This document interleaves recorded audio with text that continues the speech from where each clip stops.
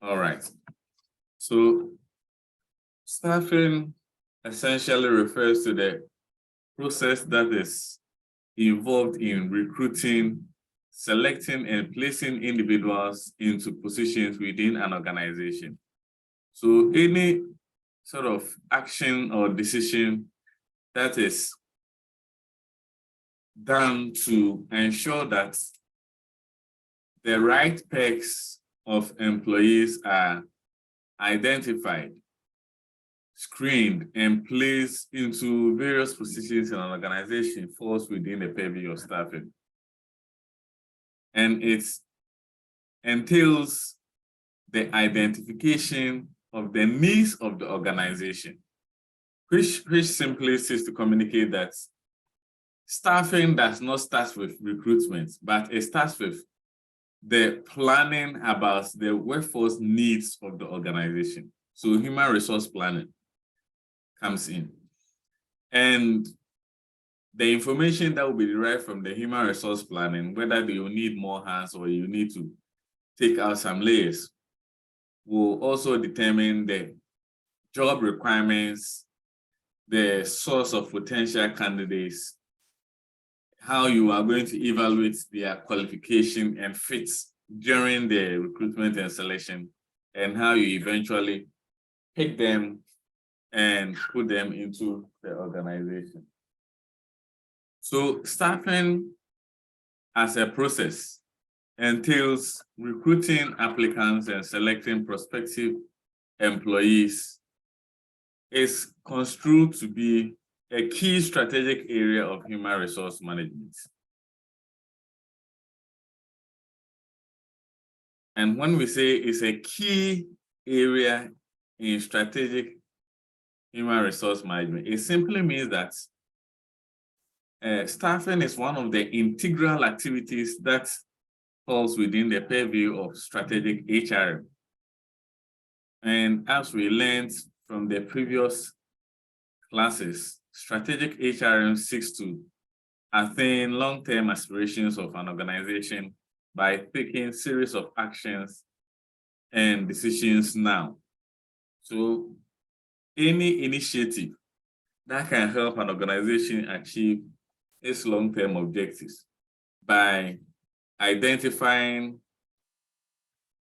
and selecting talented workforce to become part and parcel of the human resources that can be harnessed to help shape the fortunes of an organization will fall within that purview. And given that organization's performance is a direct result of individuals it employs, these specific strategies used and decisions made in staffing process will directly impact on organizational success or failure thereof. So the thing is garbage in, garbage out. If you are able to identify and recruit talented workforce into your organization, then you can also expect them to contribute assiduously into to the fortunes of the company.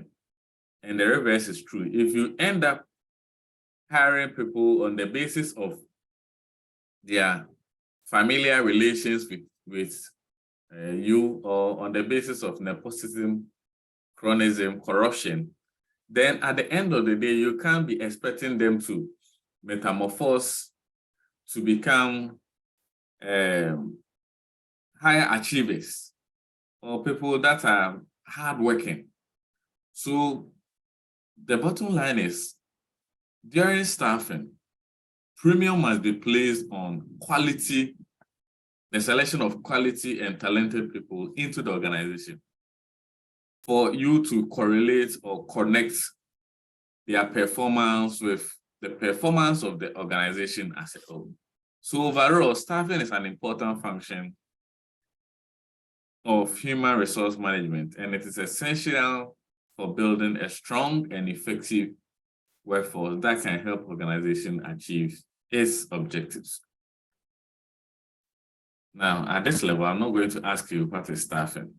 I'll never ask you those kind of questions. But when it comes to the decision to staff an organization, there are two main options. So when an organization needs to increase its headcount, the first strategic choice is whether to hire temporary or permanent employees.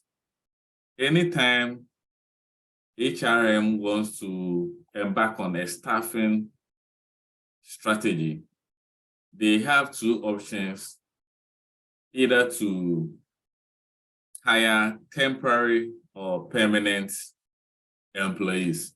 Now, who can tell me candidly some of the reasons that will necessitate for hiring permanent workers instead of temporary ones? Who can tell me some based on your own experience?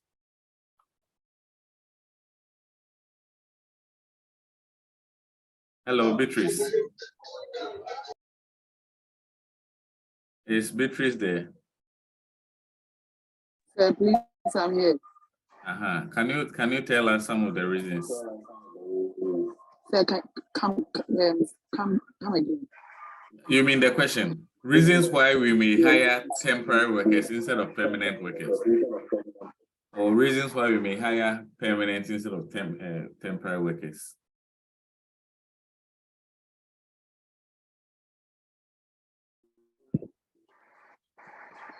Hello? Yeah, hello, go on.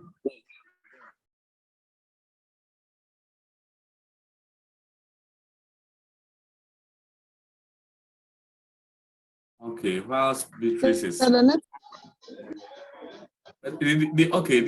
anyone hear the question that I asked? Yes, sir. So, Christopher, can you tell us something? Yes, sir. Sir, it happens when the organization has a short-term business or short-term planning of business. Okay, so by saying short-term, you mean they are actually executing a project and it does not demand them to have people that will be employed permanently? Yes, okay. Yes, sir. Thank you very much.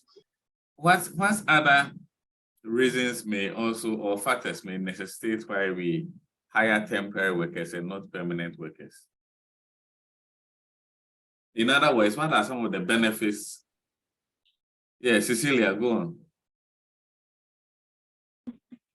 So it's not costly too, because when you're permanent, they have to pay your SNAIDs, your healthcare, and other benefits. But when you're temporary, they don't pay such. Very good. So please, I hope you are paying attention to all the answers they are giving. These are the questions I'll be asking in exam. So I will not ask you define staffing for me. And as I told you from the beginning, staffing is one of the questions that will be dropping. And when it is dropping, it will come for you to think on your feet. So Christopher said, when you are going to handle a short project that does not require you to hire people for the entire year or for a very long period of time, then hiring temporary staff may suffice.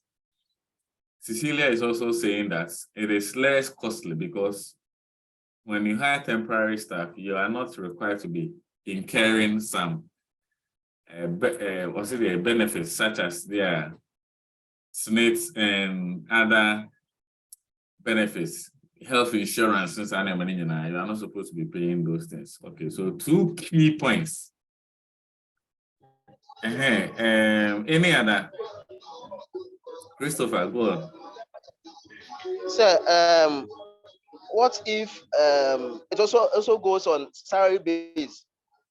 Because the company may think that maybe the salary the workers may receive will not be equal to another same company. So here, the company may have a temporary workers. Okay, based on its salary. So you are trying to argue that if the company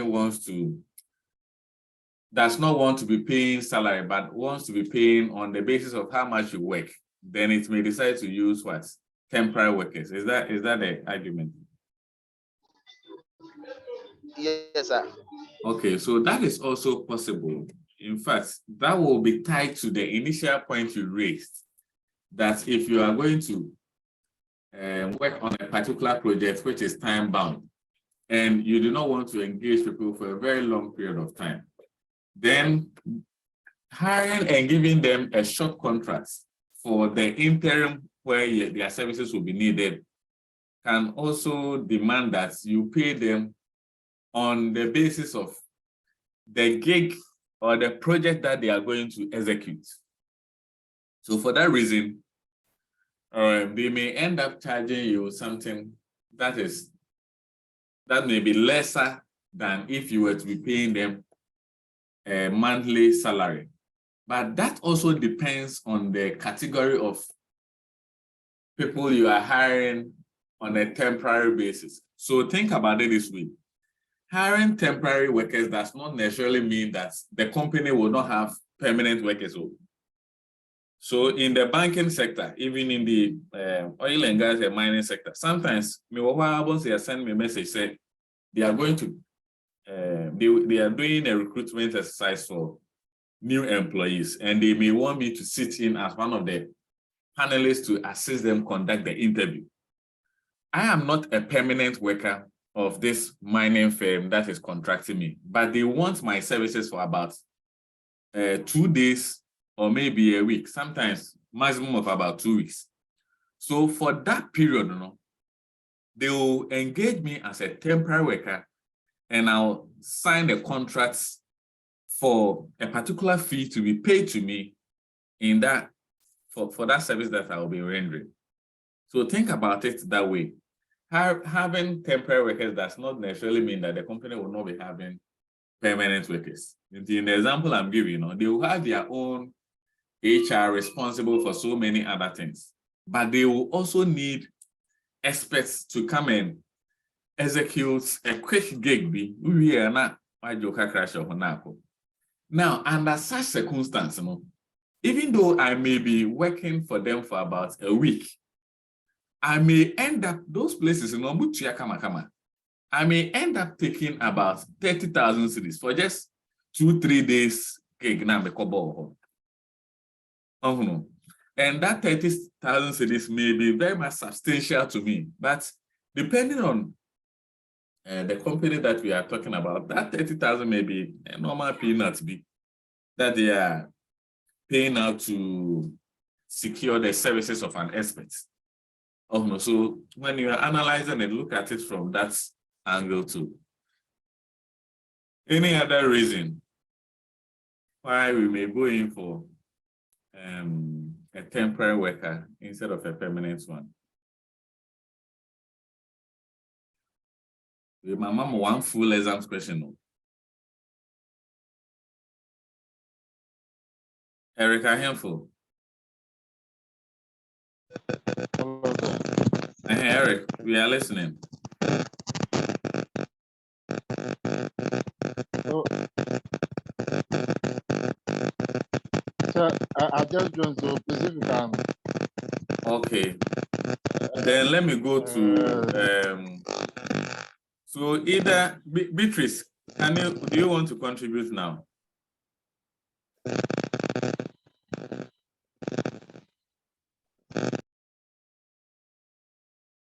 Anna Alberta. Hello, sir. Alberta, do you want to contribute now? Sir, can we say that they are hired to make a difference in the company?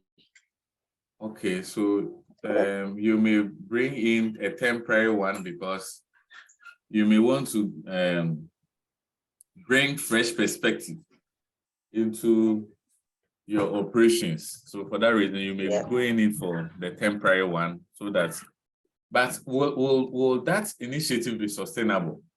Because if you are hiring the person for temporary and the person will be bringing fresh perspective, it means that the moment the contract expires and he leaves, people will be going back to their traditional ways of operating. So it is possible, except that it may not be sustainable. All right, thank you very much. George Amwa. Hello, sir. Good morning, sir. Morning. Sir, can you also say that it's based on the the rules and the regulations government organization. Maybe the rules and the rules governing the organization doesn't permit them to hire permanent staffs for such operation or activity. Yes, yes, sir. Okay, it is also possible. It is also possible. Maybe the nature of the activity is such that it is seasonal, and so once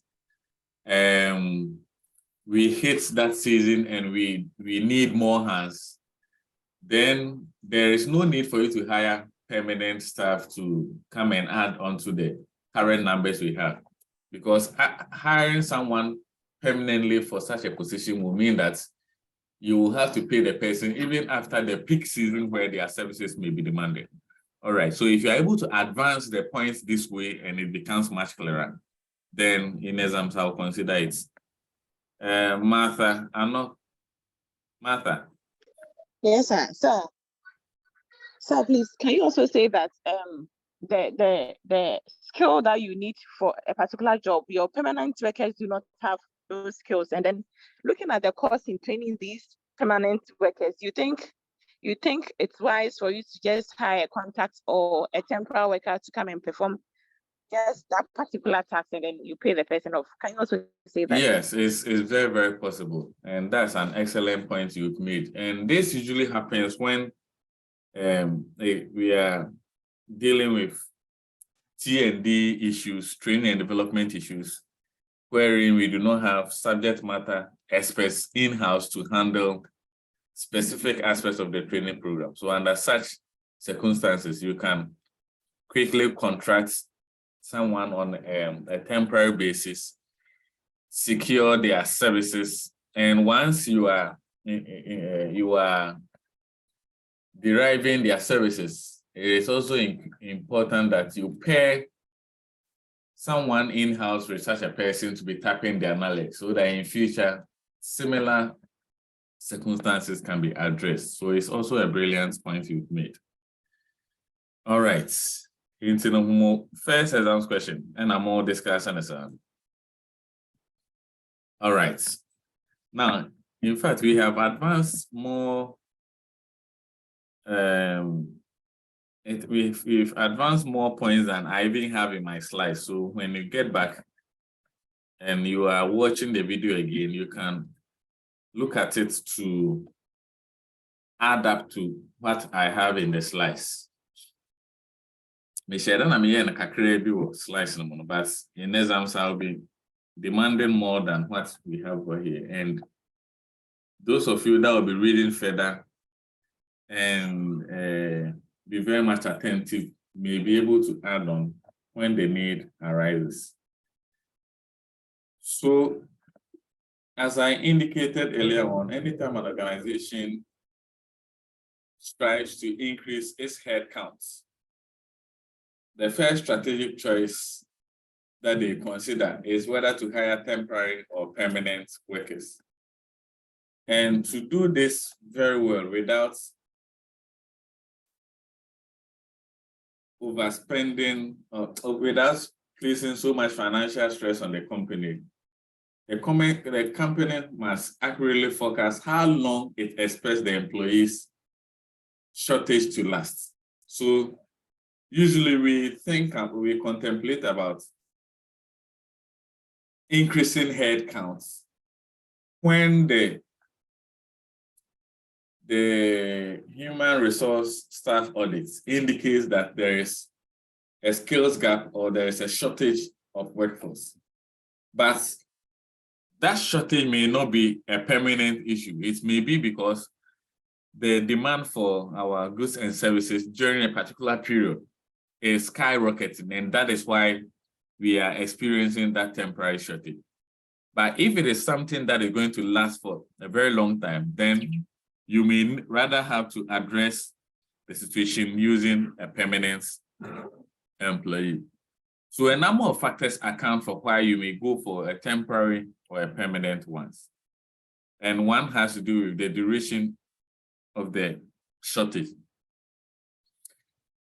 Usually, temporary employees can be procured from an agency or what we familiarly construed as outsourcing agents. And depending on the kind of expertise that these people are bringing on board, they may end up costing more per hour to employ than permanent workers. The example I'm about Anglo Gold recruitment, when they invite outsiders to come and sit on their interview panel. You may go there for just 2 or 3 days, but be free for fact check. Obitiminya as high as 50,000. If you're 50,000, I'm able to depend on how much you are earning. It may be a peanut, but for some of us, taking 50,000 or 30,000 for just 2-3 days, it's not a child's play. So, and that is if they are even dealing with you directly. But if they are going through a particular agency to secure your services, they may end up paying more for your level of expertise that you are going to bring on board. But if you juxtapose this with permanent employees, temporary ones are not paid when there is no work for them to do. And this is particularly true if you hire them for a given project and the project comes to an end. You say we are building a house, and for that reason we will need artisans to come and do the labor work associated with it. Now we have successfully finished building the house. Once this is done, no one is going to be paid again for what? That labor job. So you can think about it that way. Once the project comes to an end, unlike permanent workers where they continue to be officers of the company that needs to be paid, temporary ones, once the project comes to an end, they are no longer supposed to be paid. So for that reason, depending on the motive for engaging them temporarily, you may end up saving huge sums of money, particularly during periods where their services or their contribution to organizational success cannot be quantified. Again, temporary employees are not provided benefits. So this is what Cecilia was also saying. And they cannot file claims for unemployment compensation when the employment ends. So when you hire temporary workers, issues about almost SNITs, almost health insurance, almost canteen services, any other benefit that usually is awarded to a permanent worker depending on their category or their rank. For the temporary ones, you are not going to pay that. So you may end up saving some amount of money. Now, temporary employees are also provided, they also provide flexibility for employers because payroll can be quickly and easily contracted during downturns without having to resort to layoff. So, under circumstances where a company may be going through financial challenges, they can decide to place a hold on all the projects that they are executing, which demands the services of temporary workers. So that is what we mean by contracting. When you say you are contracting in chemistry, it means you are reducing the size. You either expand or you contract it. So when you say you are contracting in this context, it simply means you are reducing the size of your payroll to jettison those individuals whose services can be sacrificed in the interim where you are going through the financial distress.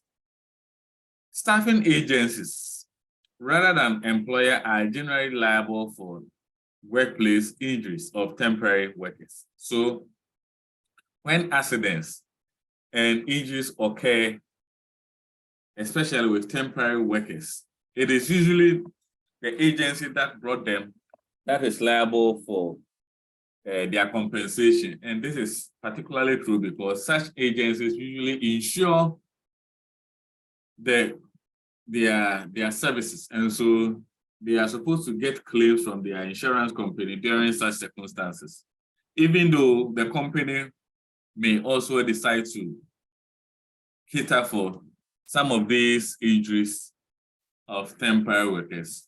It is the mandate of the agency that actually is supplying the services of these temporary workers that is supposed to fill the bill of those compensations.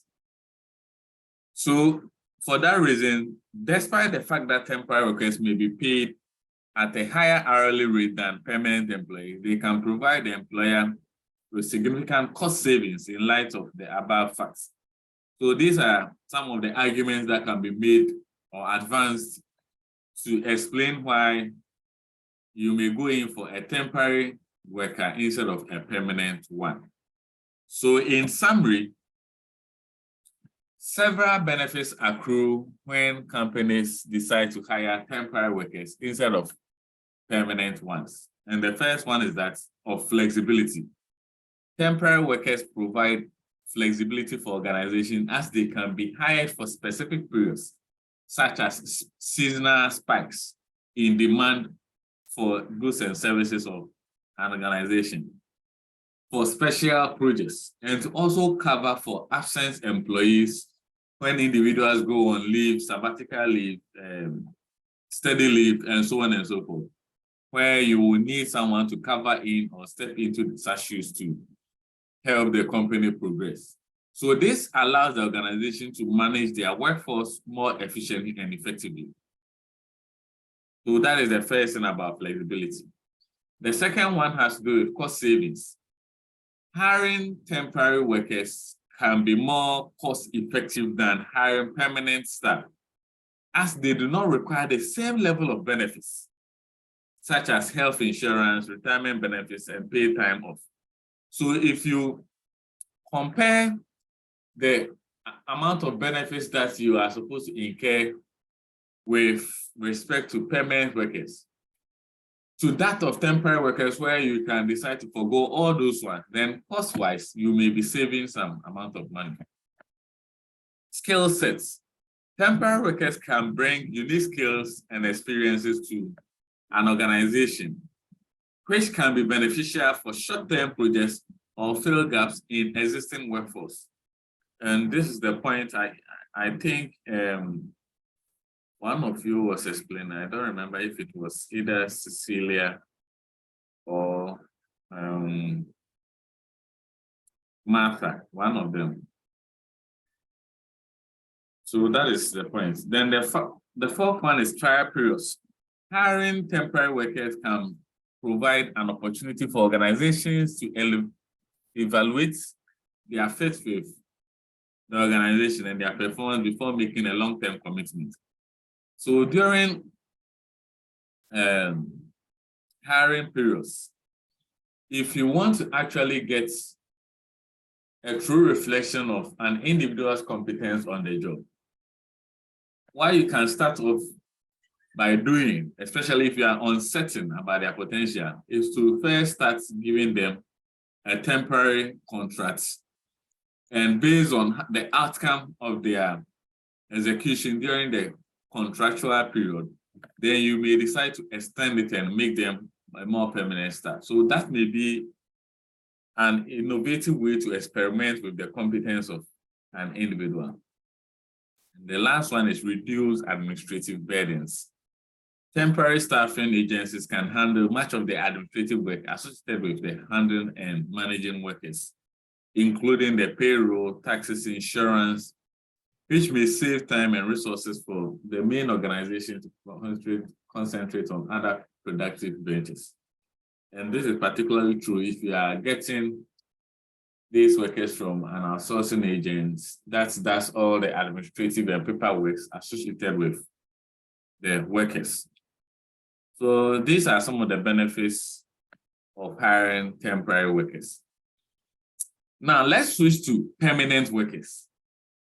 So can you tell me some of the benefits that an organization stands to gain if it decides to hire employees on permanent basis, but not on temporary basis? What are some of the benefits?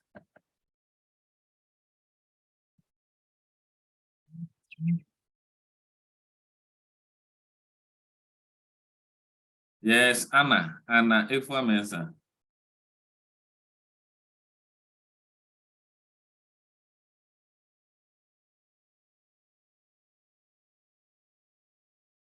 Anna Efua Mensah.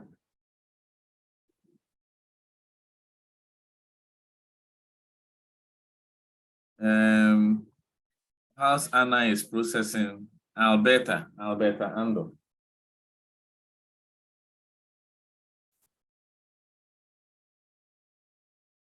Hello, sir. Alberta, go on. So can we say Go on. for security reasons? Okay, can you explain it further for me to get exactly what you mean? So when you hire someone for a permanently, the person is not allowed to take anything within the organization outside. Everything that happens in the organization is secret. You are not allowed. So okay. So that's I get your explanation now. So if you want to protect your trade secrets and you also want to ensure that at all points in time, it is only individuals that are very much committed to the success of the company that you are dealing with, but you are not going to be changing hands here and there, then you will have to go in for permanent individuals in order to protect your trade secrets. So security reasons is well explained. Thank you very much, Alberta. Any other reason? So we are now on permanent workers. Yes, Cecilia. Hello. So you also qualify for residents if only they have a bungalow or like the Gapoha and Rainways people. If not, you will be paid for your rent monthly or yearly. Okay. So so that would be a benefit to the employee. Yes, the permanent ones. Exactly. Yeah. Okay. All right. Any other? Hello, sir. Erica Hinful. Yes, sir. I think the company also get a loyalty from the employee. Second, the company will end up getting what? Loyalty. The company will end up nurturing loyal employees. Can you expand the point? Yes. That is at any point in time, or that's the service of the employees need, that he has to be present.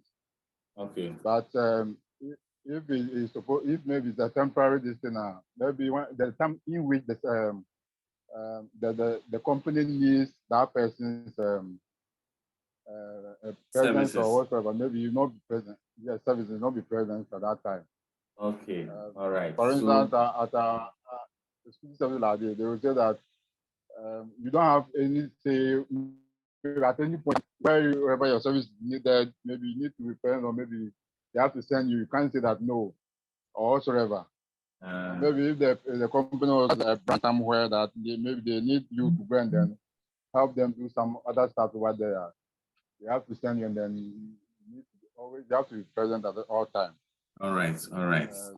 Now, so because a permanent worker's job is secured, in return, they have to also be what? Loyal to the company in the sense that if you are not loyal to the company and the company goes into a ditch, or the company does not succeed in attaining its productive and success outcomes, then you will also end up failing together with the company.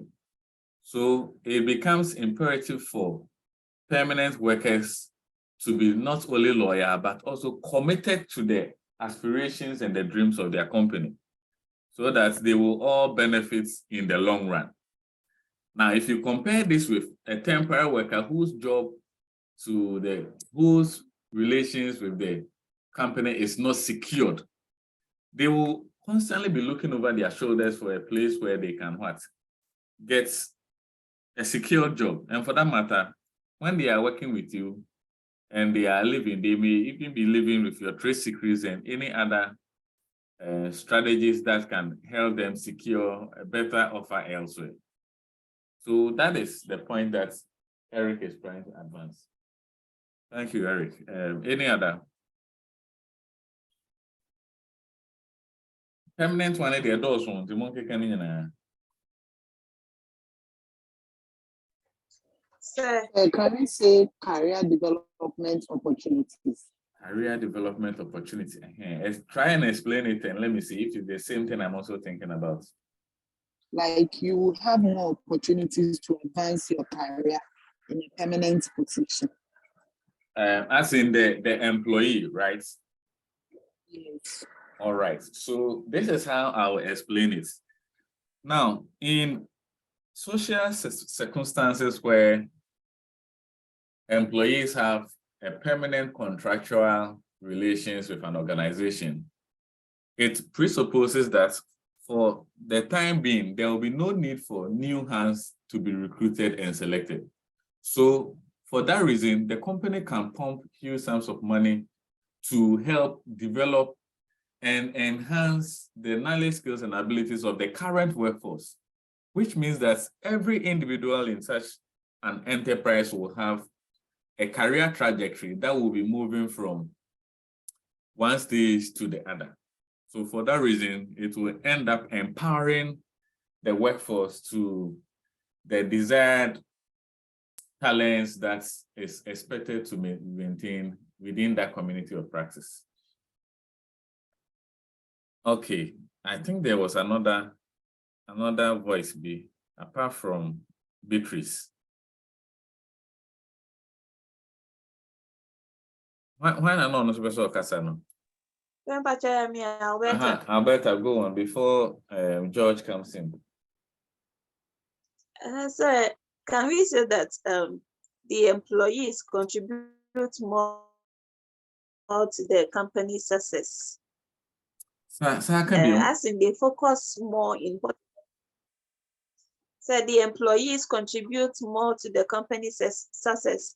Okay. As in they focus more on their goals of the company. Okay, so the point about the employees contributing more to organizational success is in the right direction. And this is so because these individuals are highly committed and they tend to be very much loyal in the sense that their job is secured. So once they are able to help the company to succeed, it will have a positive ripple effect on them. So that point is also true. And when the company succeeds, they will also end up getting their rewards or share. George Amwa. Hello, sir. George, go on. Sir, can you also say that based on the experience that they have in the organization, it does not need any to evaluate their performance before making a long-term commitment? Based on the experience that they have in their organization, it does not need to evaluate their performance before making a long-term commitment. Okay, so because you are already familiar with their performance in terms of evaluation, it does not require you to do what? To evaluate their work performance before making a long-term commitment.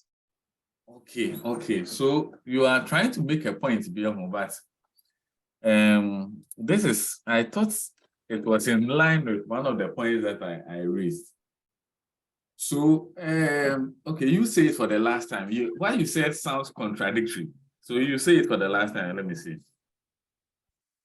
So I'm trying to say that based on the the experience that they have in the organization. Mhm. They don't need any trial period or to evaluate their work performance. Okay, before making okay. You mean you do not need to try them again before you make that long-term? Okay, I understand you perfectly now. All right. Yes. So it's actually true, because if you are going to secure the services of a permanent worker for lifelong until maybe the person goes on retirement or decides to leave, it means you've already tested them and you know what they have to offer the company. So there is no need for you to experiment them again, unlike the temporary ones where you may not be sure about what they may be bringing into the company. All right, that's an excellent point. Hello, Eric. please, can I say this? Maybe the company also get a higher return on training of the employees. The company also gets higher return on training of the employees. On training investment, yes. Upon Okay. training the employees. And how is this possible? That is for instance, if you are a permanent worker and then the company decides to send you on a training workshop or whatsoever, because you are a permanent worker, you come and then you have to the training that you've acquired, you have to exhibit it on the job that yes, where you are. Okay, good. All right. So for permanent workers, the company may decide to, in fact, they actually invest in them through training and development. And in the long run, they are able to get value for such an investment, because the employees are characterized or expected to be with the company on permanent basis. So they are going to tap back whatever they have invested into the person, which is okay. Any other? So still, Anna Eva Mensah is trying to say her microphone is not working or what? Then drew her. Any Hello, other? sir. Yeah, Bertha. Sir, I would like to ask, I remember in a certain organization, the head was ill. He got sick for about a year. Okay. And he was asked to go home for treatment. Okay. And he was still paid. So, sir, will this come under the benefits of being a permanent employee? Okay, so that would not be a benefit, but from the perspective of HRM, you are actually supposed to, don't say we construe employees as our vital assets. And if the asset is experiencing some malfunction in trial times, you don't just jettison the assets aside and then you acquire a new one. Rather, you have to oil the assets, and you also have to help it to come back to its feet, right? That is the reason why at all times we take care of employee benefits such as their health needs and all that. So that so when you engage in some of these activities, you are not only communicating or assisting the one in help, the one who needs help, but you're also communicating to other onlookers. Say, are they going to treat you the same way, or they are going to just cancel your contract because you are now becoming a financial drain to the company? So it is a good way of showing that the company has the interest of its workforce at heart. And it's not only concerned about pushing the work employees to help them attain their targets in return for what? So it's like you scratch the back of the company, and the company also scratch your back in times of need. Is it clear? Sir. Yes, sir.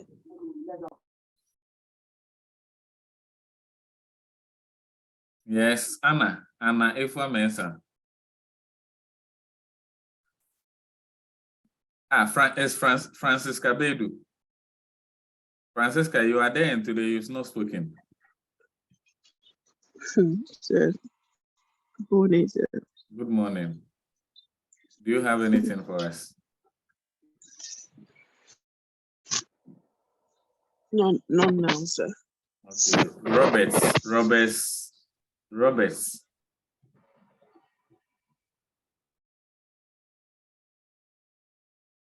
All right, until then, let's make progress. Check a chat box. Yes, sir. Kumsen, is that Kumsen? Yes, I was. Kumsen, go on. Sir, I want to ask in the issue of staffing. A private firm which has its workers in the office. I want to ask if maybe about 5-6 workers are there, and then they don't know their positions at the office. What is the consequences of the firm? But they don't know. Yes, they do not know their positions. Yes, but they are workers, and they work. It's a serious blunder, because if you do not, okay, so let me find out something. Have they been given their job description? What they are expected to do every day? Yes, sir. They have that one. So then they can carve positions out of this job description, except that maybe the one who was assigning the responsibilities is not knowledgeable when it comes to providing some of these labels for positions. Other than that, it's a serious blunder that can cause role conflicts. A serious blunder. Okay, sir. Yeah.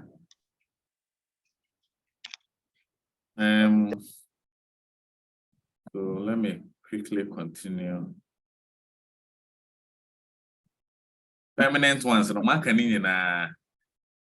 So these are the arguments I was able to raise. But essentially, you mentioned or said of. So the first one is stability and consistency, which I think was it Christopher Subia, something of that sort, that you can always fall on them when you need. I think it was Eric rather.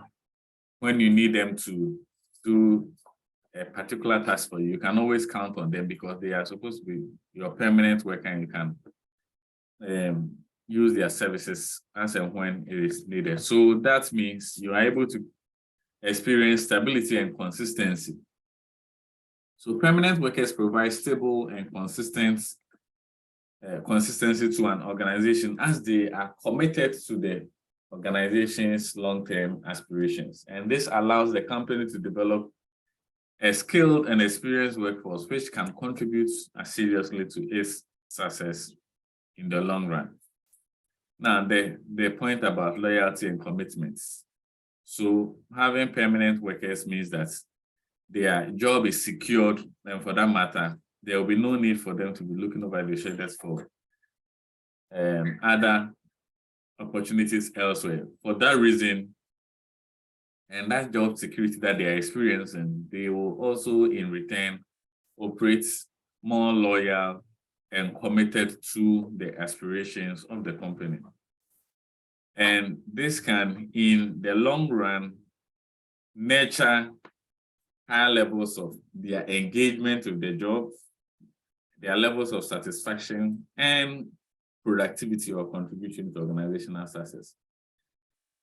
Now, recruiting permanent employees may also be an avenue for you to invest in training and development. Organizations can invest in training and development programs for their permanent workers, which can improve their skills and knowledge and contribute to their long-term career development. So if you get workforce for a company for a permanent basis, then it will mean that you will have to be periodically upgrading their knowledge, skills, and abilities for it to match with the current needs of the changing business environment. Cultural, fits. Unlike temporary workers that may be coming in and going here and there, permanent ones, because of their longevity in performing or operating within the confines of the company, they are able to fit with the cultural expectations of the organization. So permanent workers are more likely to align with the organizational culture and values over time, which can contribute to positive work environments and strong organizational culture.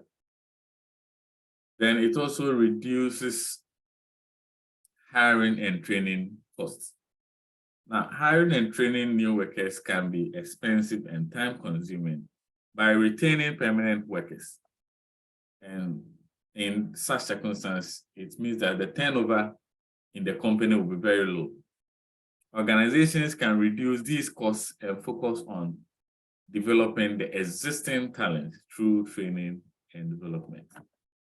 So in a nutshell, permanent workers can provide stability, loyalty, and commitment to an organization and allow for investment in long-term talent development.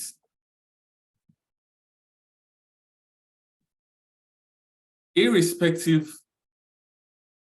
of the category of workforce that you want to utilize to increase the headcount of your employees, two main options are available, whether you recruit from internal or external. So what does it mean to be recruiting from internal? Who can tell me? Explain it. Yes, hello, Christopher. Yes, the internal is within the organization. And the external is what? Yes, outside organization. Okay. Didn't I teach these things when I was treating introduction to HRM? You did. This semester, yeah. Yes, sir. And a monkey can't share my name. So, what are some of the benefits? Yeah, I'm going to be in the birthday. Beatrice, you're true in the birthday. Why, Beatrice? Hey. Yes, sir. Sam, I see. Same thing and the boys want to be crying, I say. Oh, okay. So tell me some of the benefits for recruiting internally. What are some of the benefits? Sir, promotion. Promotion. Okay, so it can give opportunity for individuals that have worked very hard and very long in the company to be promoted. So that is one. What again? Hello, sir. Yes, hello. Increment of salary. Increment of salary. Sir. Cost saving. Okay, can you explain the cost saving? If you have to recruit workers from outside, that external recruitment, it involves more cost than recruiting internal. Okay, so let's all analyze it well. What will make it more costly to be recruiting from outside than from inside? What will make it more costly? So all of you bring your ideas. So, yes, Christopher. Sir, more of advertisements of the company. Okay, and when you say adverts, where exactly are you going to advertise? Yes, advertising maybe in the graphic. In the dailies. Advertising in the dailies. These days, would be in from a small situation vacant and vacancy. If they tell you the amount of money that is incurred for that small space now, you will just marvel. So the advertisement in the dailies, some go even at great length to do it on the internet by paying some of these web hostess to be placing the adverts on their various platforms. So all those things come at a cost. Okay, all right. Any other benefits of recruiting internally?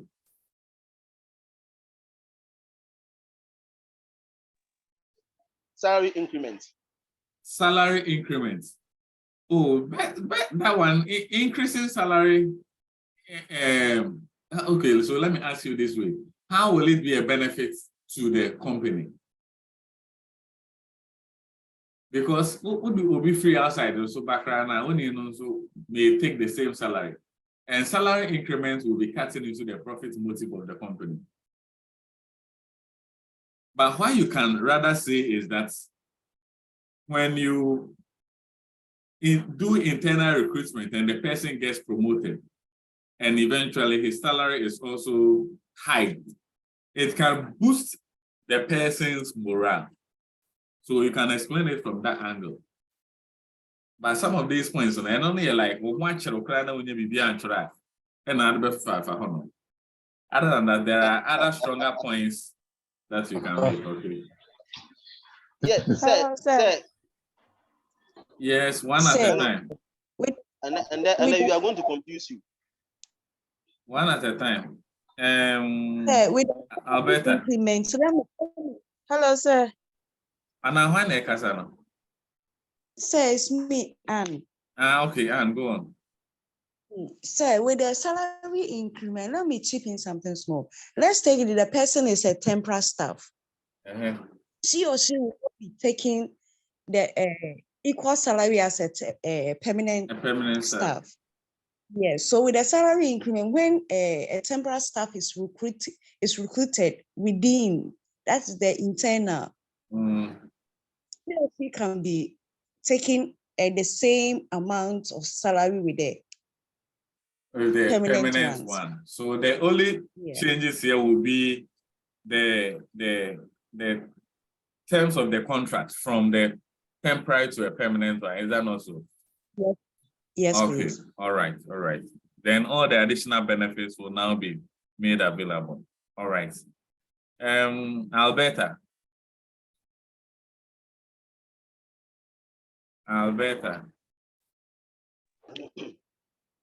Anna, why Nana answer? Hello, sir.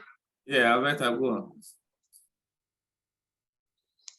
Sir, it reduces time.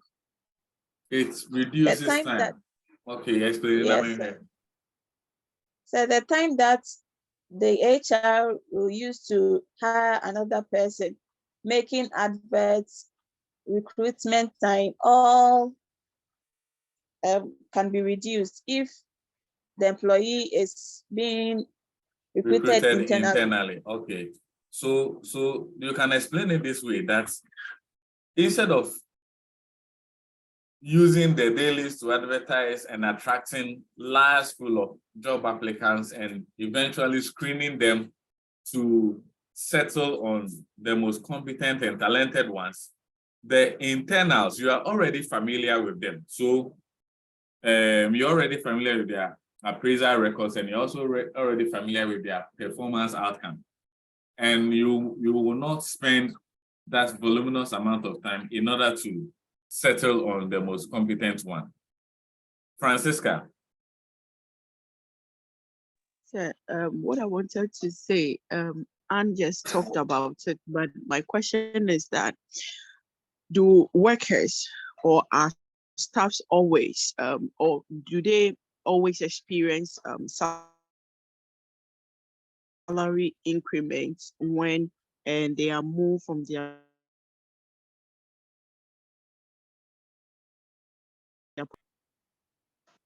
hello, sir. Yeah, your line was breaking. Can you repeat the last bit of your question?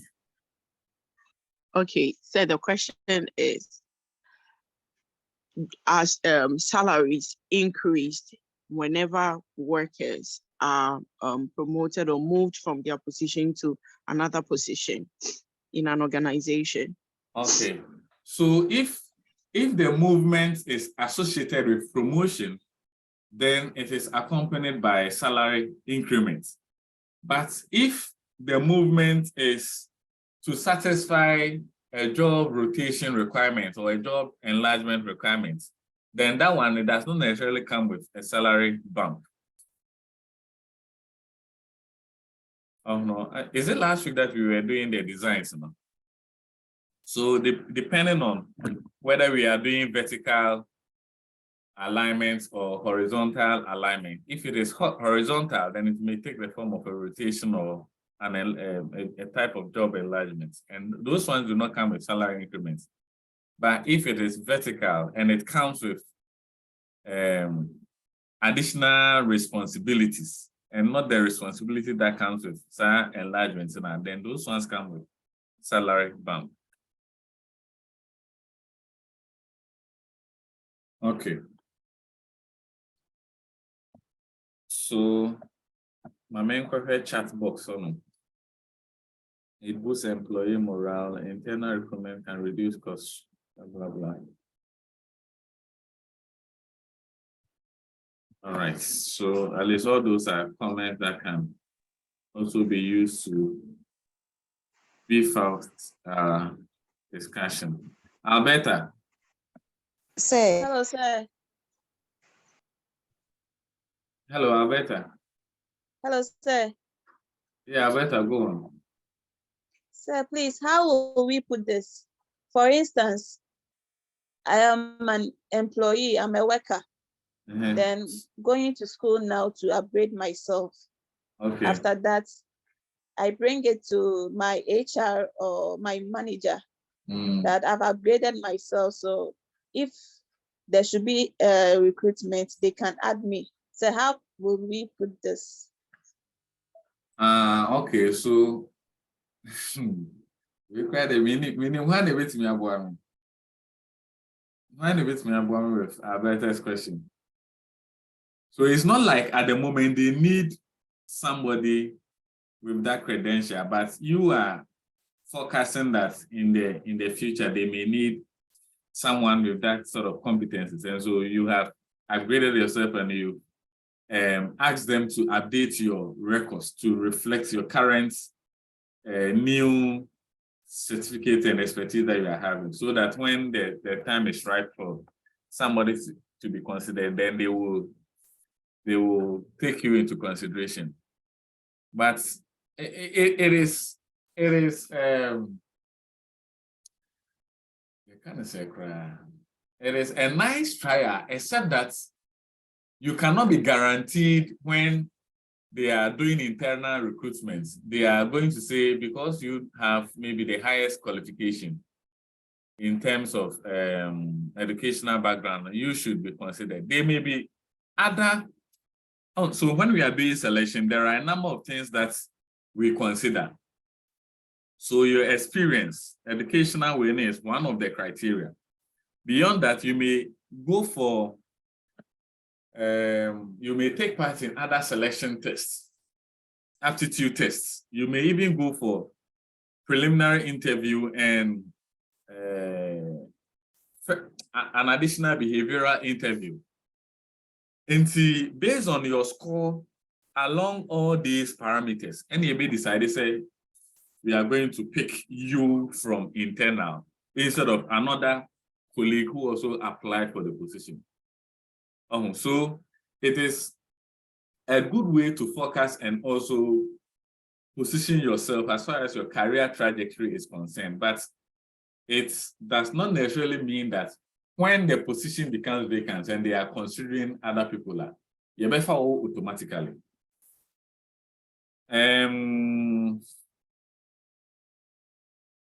There was another hand up. I think I saw the hand of Bedu. She is no longer Sir, online. please, Francisca. was me. Yes, please. Good. Go on. Were you trying to help me, or you were also going to? Want to add something to Go on. what she said. Yes, let me say something. Where I used to work, when you upgrade yourself, you are not in other departments. Some departments, you don't send those your upgrade, if it's the right English, to the HR, but rather to your manager or your supervisor. And there are other sections, that's the administration, where you send it to HR. So when you send it to HR, or let me use this example, there was a lady there who upgraded herself. And when they were doing internal advertisement, she wasn't selected. So she was very furious and they had to explain something to her.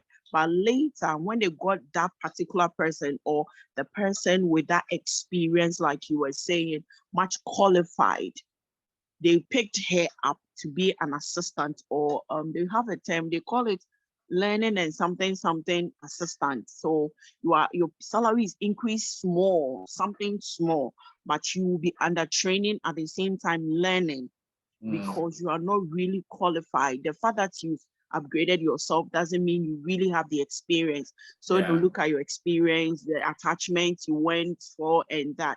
But because some of us are still working, you will not get the time to do it, and probably you are not even occupying that what you are studying right now. Yeah, we always don't have to put in our mind that because I'm acquiring this, so the moment there is job, this is what they know. They will take the experience or the benefits of the attachments that we do and those things. So that's what I want to add to it. Okay, all right. Thank you very much. Anna, I think I saw Anna's hand also.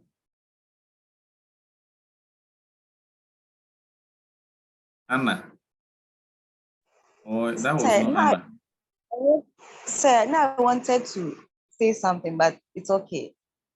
Okay, all right.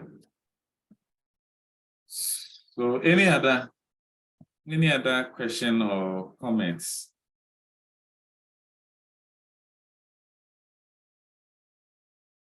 All right. So let's look at the Yes, is that sir. Eric? Eric can answer Christopher. Yes, sir. Eric. So my question is that my question will stand out back to I think last week's slides, but if go on. It's for learning. So yes, sir. For instance,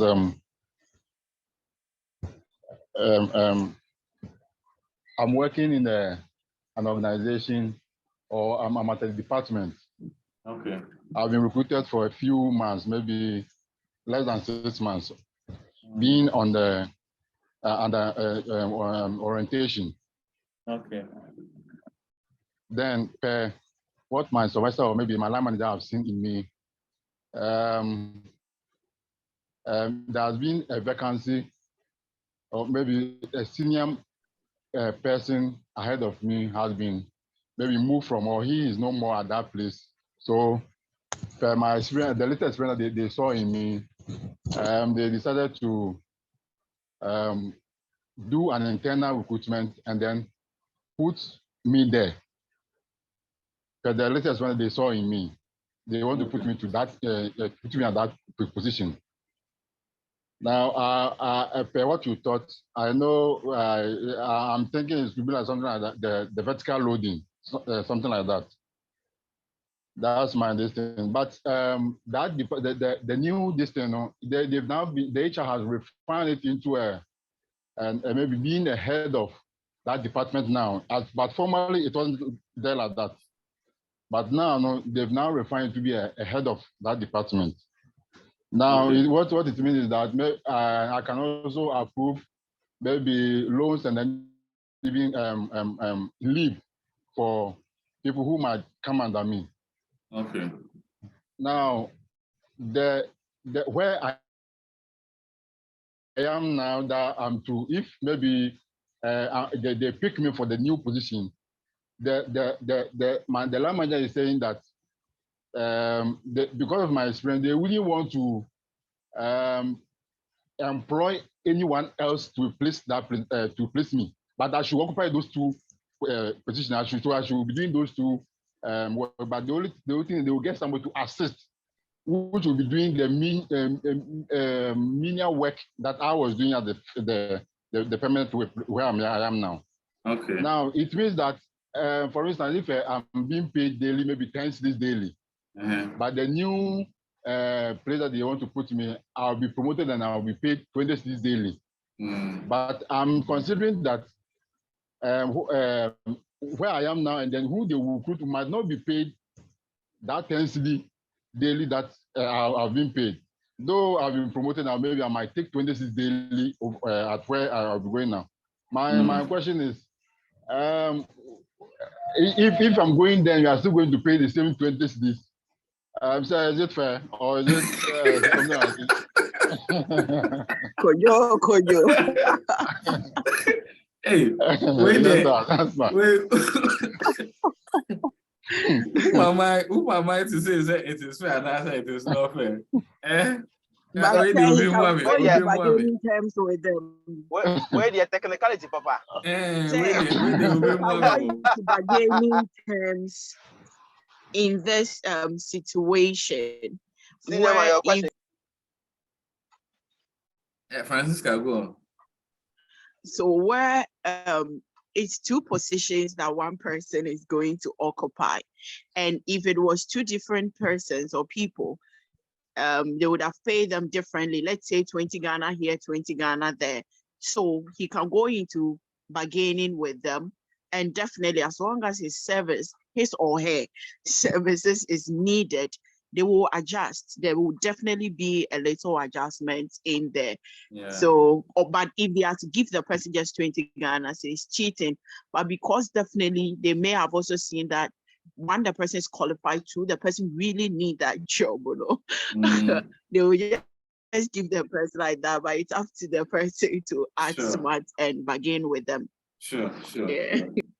But it also depends on whether that sort of work environment allows room for the voice of some of these stakeholders to be heard, particularly if it's an environment that is fully obey before you complain. Then they will not even provide room to entertain some of his grievances that he is harboring. And it may even end up affecting how he works on the job. So it depends on the environment too. If it were to be in the service sector, then the bargaining and renegotiating the terms for them to see why they need to pay you extra for the additional responsibilities that you are incurring will rise up. But if you are in an environment that is quite dictatorial, then a bad thing. Okay. Your friend is simple. I saw another hand up. Was there another? David, were you trying to say something? No, sir. Okay. I think I've been moving, sir, but anyway, what I mean also. So that is it about internal and external. Some of we would have no internal in but let me say my check right about so internal, external benefits and challenges. Now let me touch on the strategic bits. So when do you do internal recruitment and when do you do external?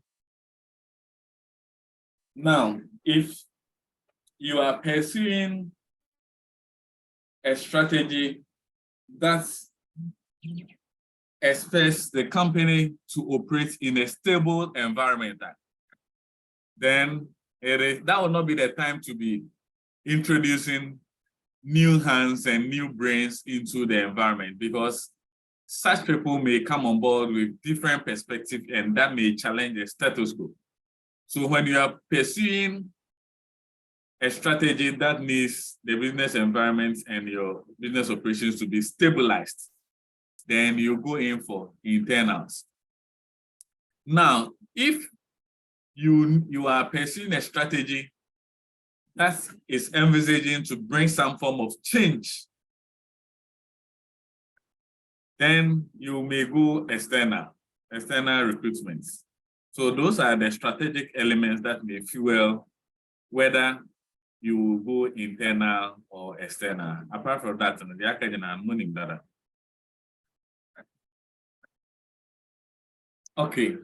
Now, in terms of the recruitment, you can also pursue it in a passive or an active manner. In a passive or an active manner.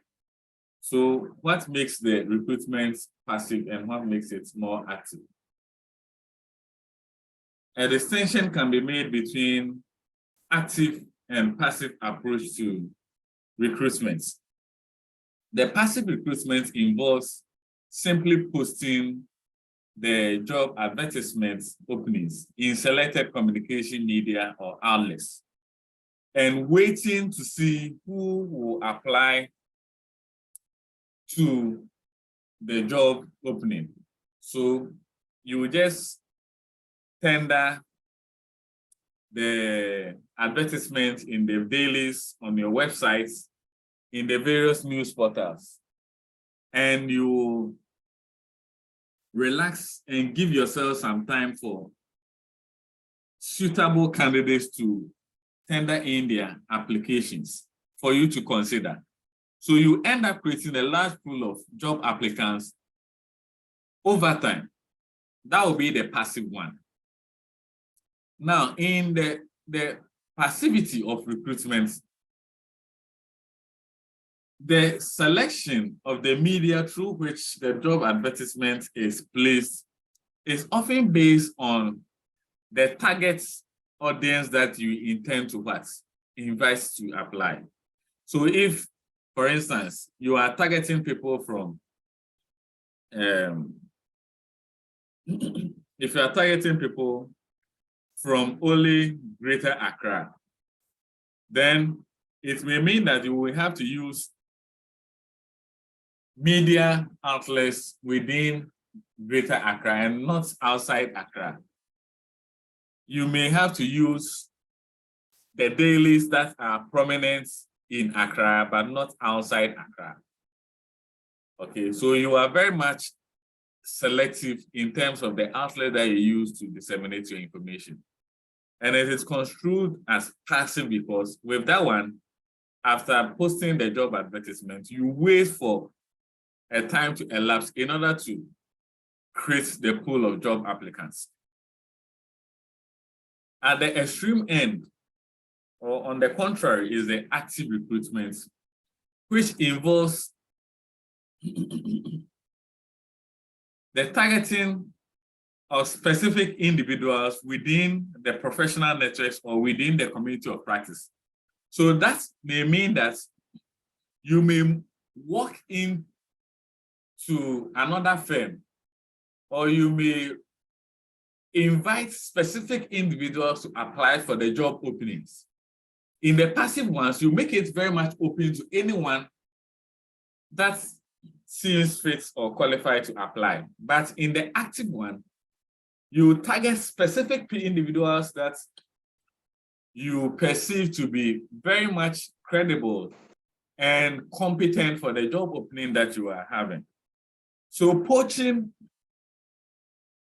those of you that are familiar with the concept of poaching, it actually falls under the active recruitment. And to successfully poach an individual from one organization to the other, it is not a one-time activity or an overnight activity.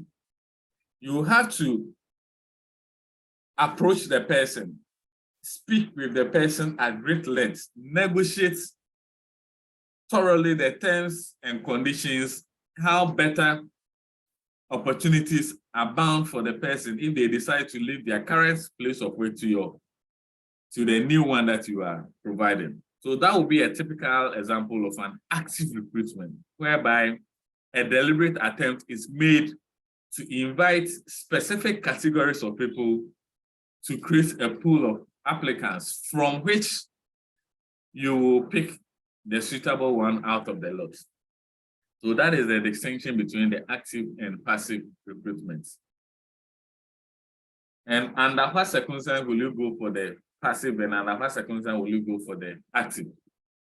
So usually in my experience, firms pursue the active recruitment when they can already vouch for the pedigree of the person they are sorting after, or the category of professionals that they are sorting after. But with passive recruitment, we do it for, we utilize it to fill vacancies right from the entry level to the managerial level. But active ones are usually targeted for individuals that are going to occupy managerial and most strategic positions in organization. And we usually utilize active recruitment when you are not going to experiment or conduct try and error with the candidates that you are targeting. You are bringing on board individuals that have already been tried and tested elsewhere, who have a track record to demonstrate that once they come on board, they will hit the ground running. So methods of recruitment. You've been doing it from level 100. Formal job postings, recruiting on the internet, employment agencies or staffing agencies or outsourcing bodies, college and university campuses, internship programs, blah, blah, blah. We now first lecture. So we are transitioning onto selection. So there are three main steps that can be utilized. And I said 3 main processes that can be utilized to select suitable candidates out of the lots after recruitment has come to an end. And this include, so who can tell me the 3 main things that are utilized in selection of suitable candidates? Who can tell me?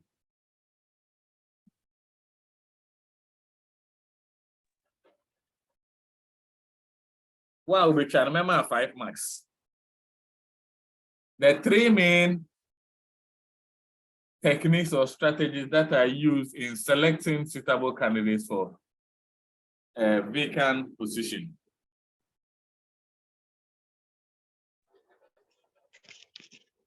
Background checks.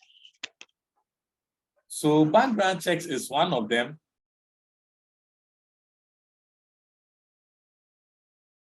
Background checks is one of them. What else?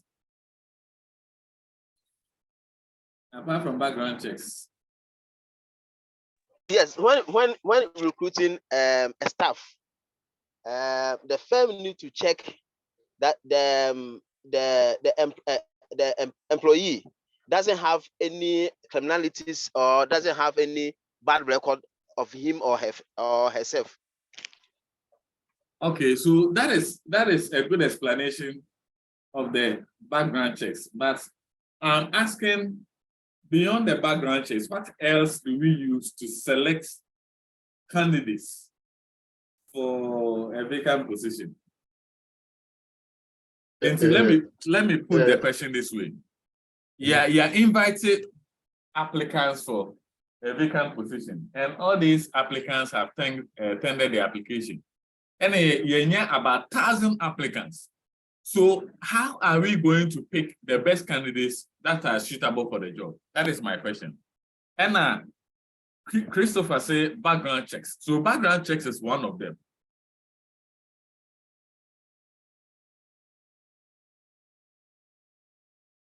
Apart from background checks, what else do we do?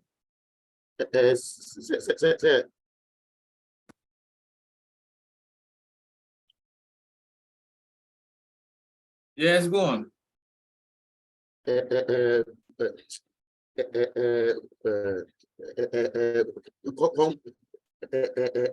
Competence. Okay, the competence of the person. Okay, so how will you determine the competence of an employee?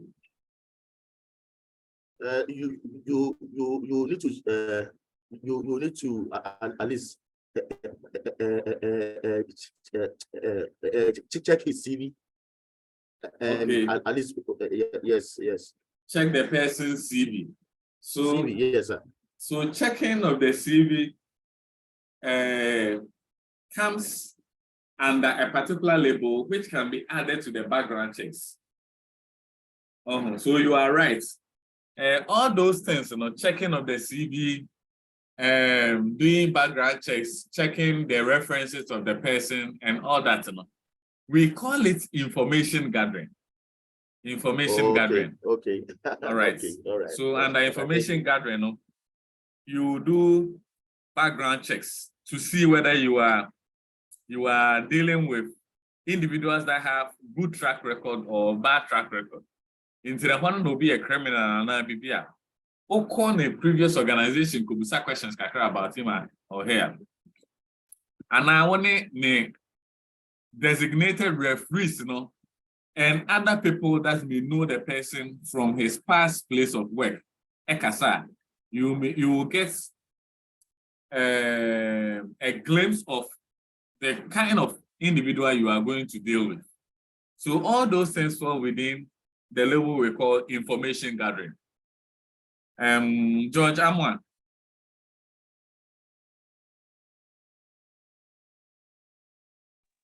Hello, sir. George. Go on. Also, my network went off, so I just went. Oh, okay, all right. Apart from background checks, information gathering, what else do we do to select employees?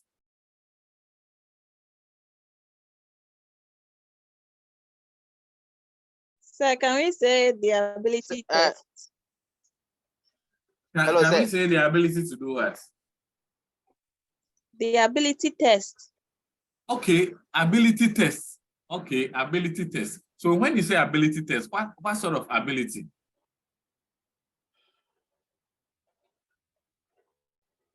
So to solve problems and make accurate. Okay, so and also you put let me listen to another person. So testing is one of them. But Christopher. Sir, job what? Specification. Job specification. So you use the job specification to see whether they actually have the knowledge, skills, and abilities to do the job. All right. Yes.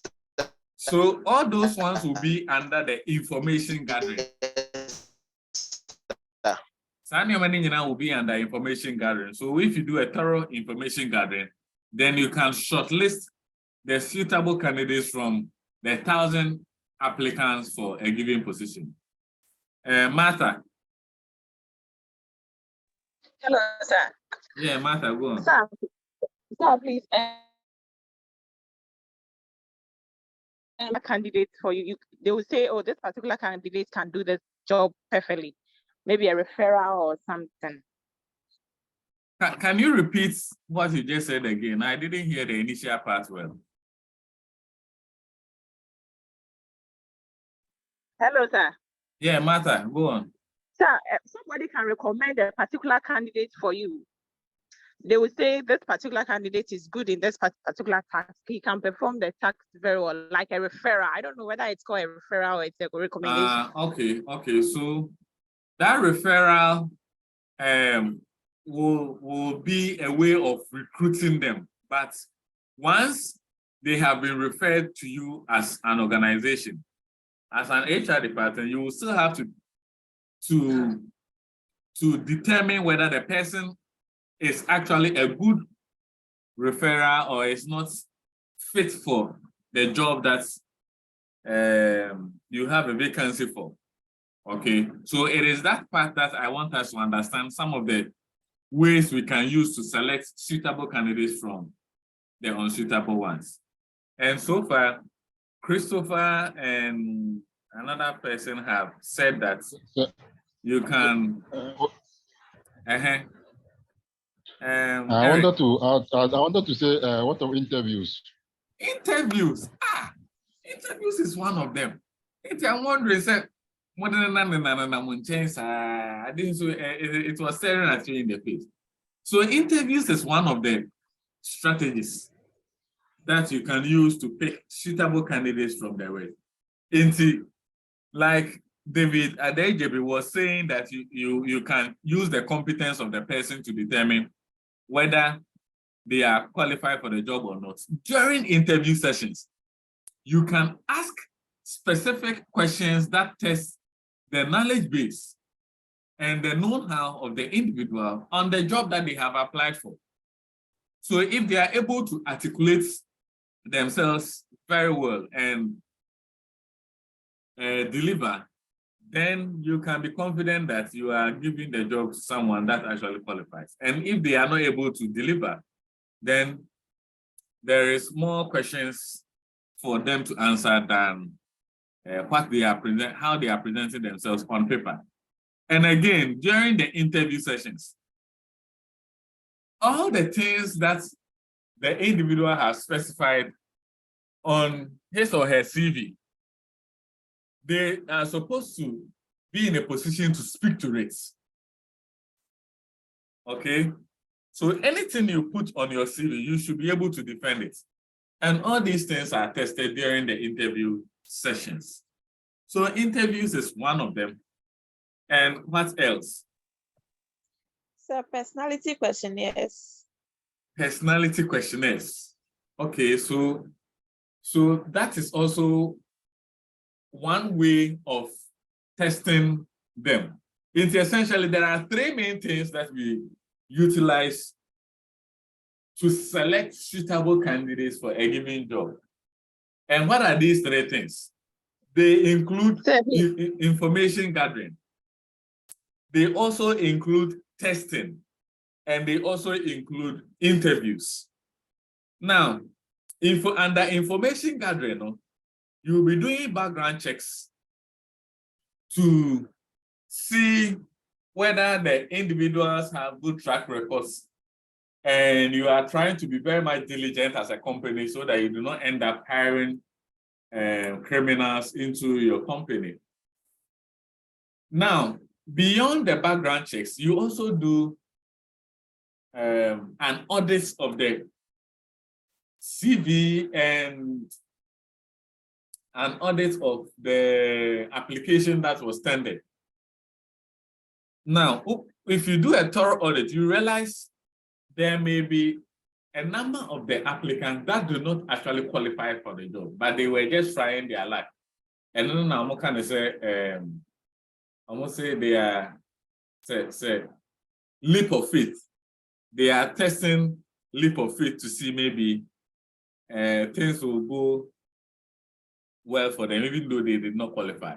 So you may have individuals with SHS background.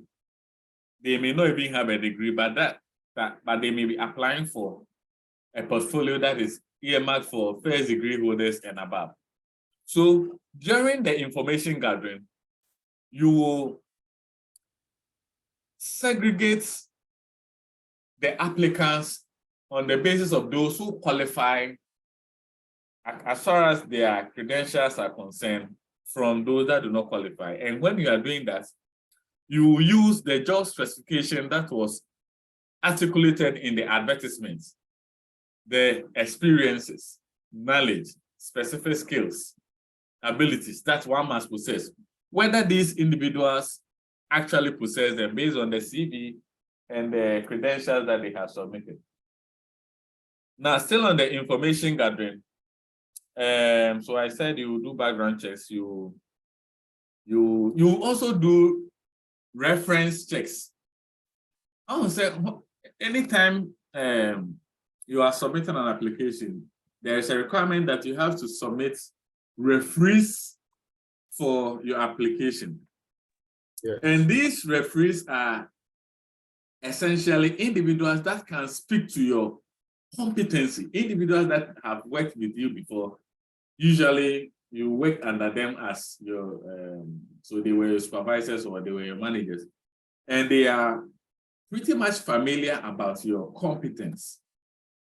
So anytime you are penning someone's name as your referee, it should be someone that can actually speak good about your competence, but not someone that will go and jeopardize or destroy the opportunity that you are sorting after elsewhere. Okay, so all these things fall under the information gathering. Then we also have testing. And under testing, a personality testing. The ability testing. Beyond personality testing and ability testing, there is also work sample testing. There is also these days there can be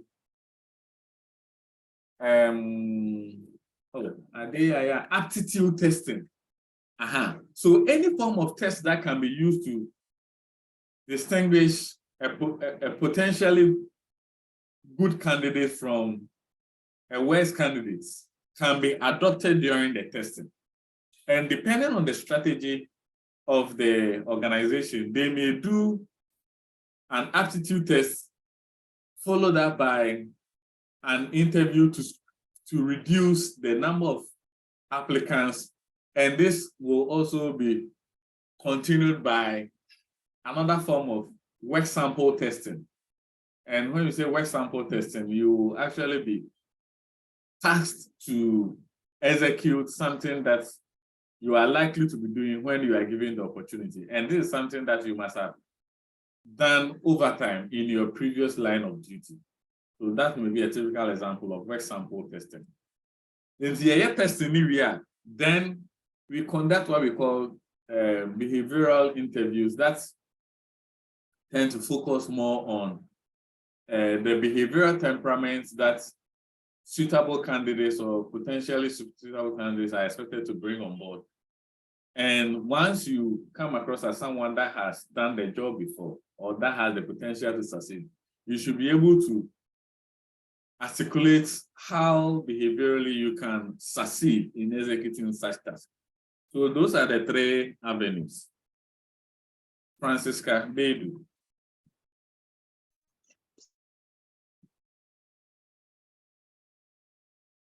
Hello, Francisca. The referencing or the referee side. Can I go? Yeah, hello, sir. So your network Please, was breaking. Okay. Please, sir, my question is, as an HR,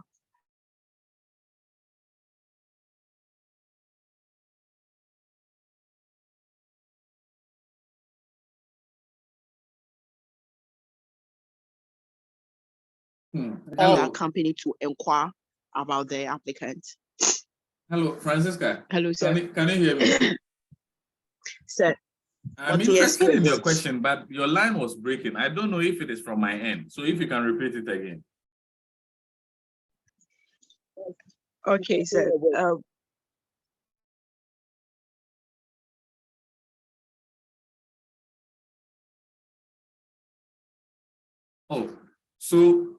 Hello, can you all hear me?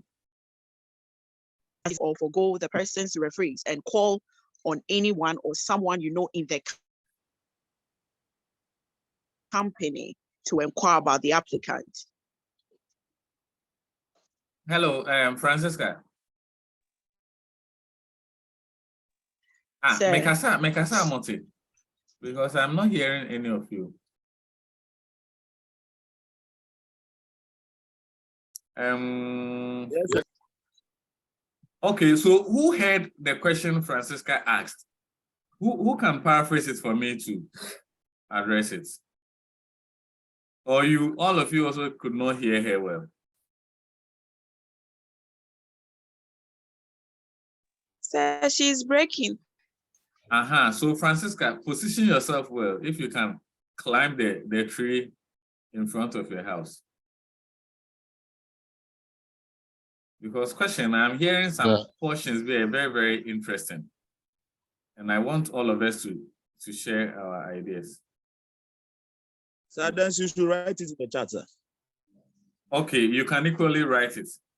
The portions of her question that I heard was whether it is prudent as an HR to go beyond the referees that may be listed by a job applicant to consult other employees in an organization where the person may be coming from. Is that your question?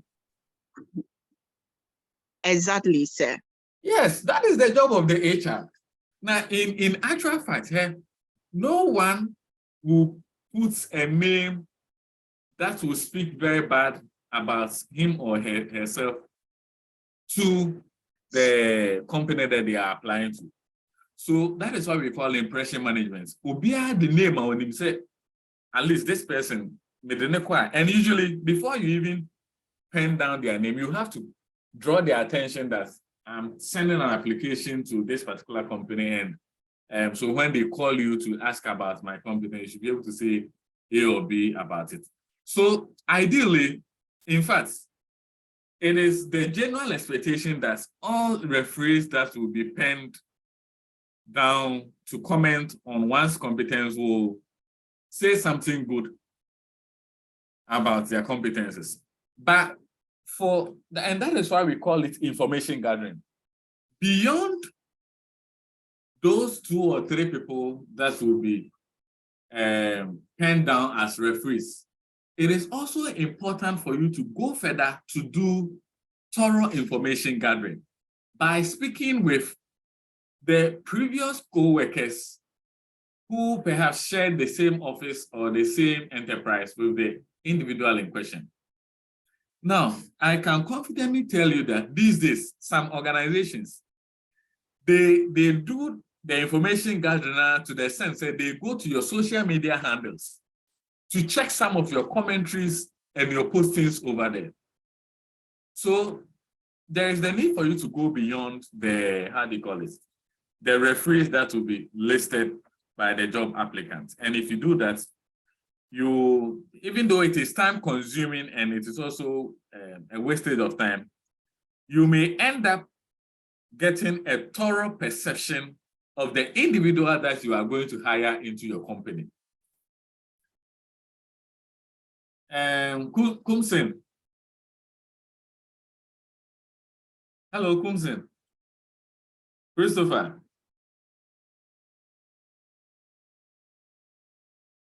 Christopher Coulson. So later on, when you are reading the material that I'll give you, you will see all those things there, especially when it comes to the reference and background checking. You will find all those things in there. Eric Ahimfo. Yes, sir. Please, I also want to ask this thing pertaining to the 3 types now. Is it the best? Is there a best practice that maybe the information gathering should be the last point? Because I'm asking that because I think it's now that maybe these politicians are, I would say they are sponsoring some of the system in the security service.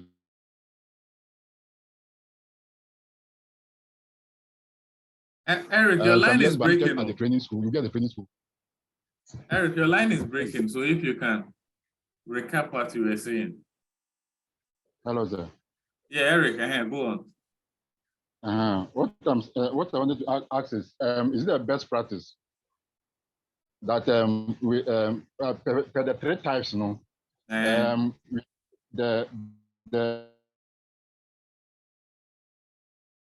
the information gathering should be the last. Like you mean in terms of those days, some years back? Is it in terms of their arrangements? Is that also? Yes. Oh, in terms of the arrangements, because like those. Okay, you Eric, finish before I come in. So what I'm saying is like those days for the security services, you can be recruited, you get the training school, whilst personnel will be doing this background checks about you. Okay. So maybe when they find something contrary, then maybe they have to remove you from the training. Then they will maybe inform the command or your command, the training commander, that maybe this is what upon the investigation we did about the person. So maybe he withdrawn from the training. Okay. And I'm saying that this is a best practice. Whilst maybe the person has been at the training and has for some kind of a little this thing at the training ground there, then maybe we don't touch the person. So I don't know if it's but I'm thinking like maybe as it should be, those checks have to be done before maybe the employee or the applicant will be at the training ground. So, so I don't know if that is the best practice. Yeah. Oh, okay. Ne papa mudia, Enka, you are supposed to do all these checks before you actually start investing and training the person. Because like you are saying, if you end up taking the person through all the training drills, and the person is now at least equipped to operate as a security person, and you eventually found out that you were dealing with a criminal, and so you are trying to sack the person. So in that regard, you have wasted a lot of resources on the person. So it should have been ideal that you do all your information gathering before you actually start training the person. Then, so information gathering is not a one-time activity. In other words, it is actually, if you want to do it very well, it is time-consuming, and it also involves a lot of investments. Some of the information you may have to pay before you get the audience to get the information. So it depends on the outcome you want to achieve and what maintains in the profession in question.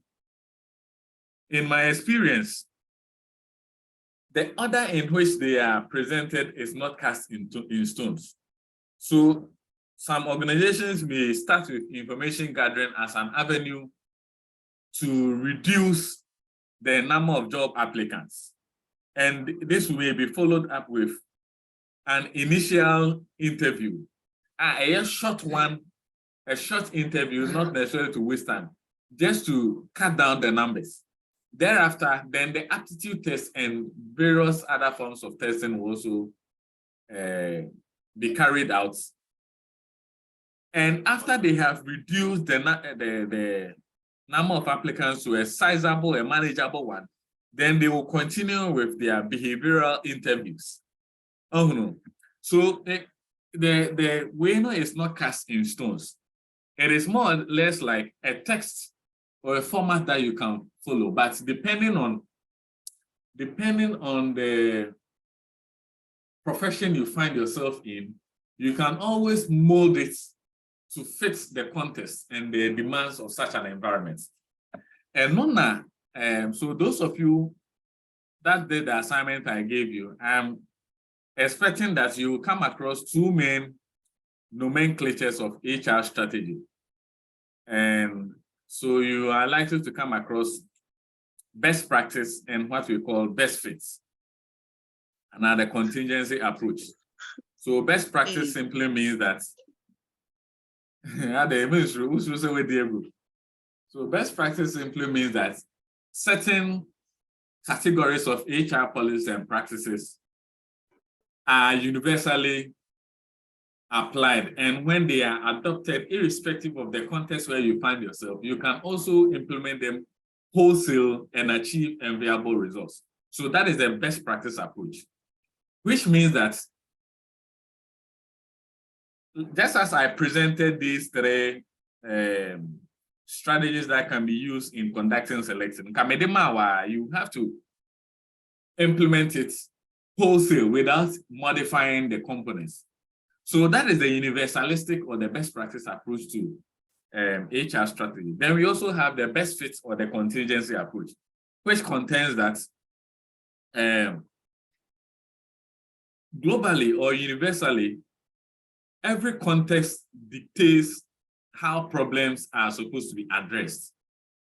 For that reason, adopting HR policies and practices which have yielded favorable results in maybe the developed world may have to be modified to fit the contextual demands where they are going to be implemented, especially if you come to non-Western African context. So that will be the best fit approach, which means that Obi HR policies and our strategies or the execute some selection of employees, which yielded favorable results, may have to be modified to suit the organization's demands and our tastes and preferences. So some of these things, when you are learning them, you have to be open-minded. That's sometimes you can't say be a best practice, but you may have to calibrate it a little bit to fit the context or the profession where you find yourself in. Okay, so generically, when we are doing selection, we say we do information gathering, we do testing, and we also conduct interviews. But when it comes to testing, the nature of the profession may not even require you to be doing drug testing. Some may not even require you to be doing medical testing or medical screening. But other professions may require you to do drug testing to see whether you are dealing with drug addicts or people that use performance-enhancing drugs before they are able to deliver. In this current day and age of illicit drugs, the same can be said about personality testing. And yet, a be here say they have conducted some personality testing. But others also may require that you conduct personality tests and you focus on individuals with specific personality attributes. So testing is demanded, but what sort of test do you require? It will be dependent on the sort of portfolio you are trying to fill and the profession that you find yourself in. Interviews may be just one interview. In fact, sometimes after a referral from a peer or a colleague, you may just do an informal interaction or interview with the person, and the person will get the job. In other circumstances, you may have to do about 2 interviews. First one will be an informal one, then the second one will be a behavioral one. So my answer to you, Eric, is that when you are utilizing these selection strategies, okay, they are the generic approaches that can be used to pick suitable candidates for a given portfolio, but they do not have to be utilized as if they are cast in stones. The situation you are trying to address have to dictate how you blend the various strategies. Okay. Okay, sir. Thank you. And more reading best practice and best strict approach. The universalistic and the contingency we see. All right. Any other question?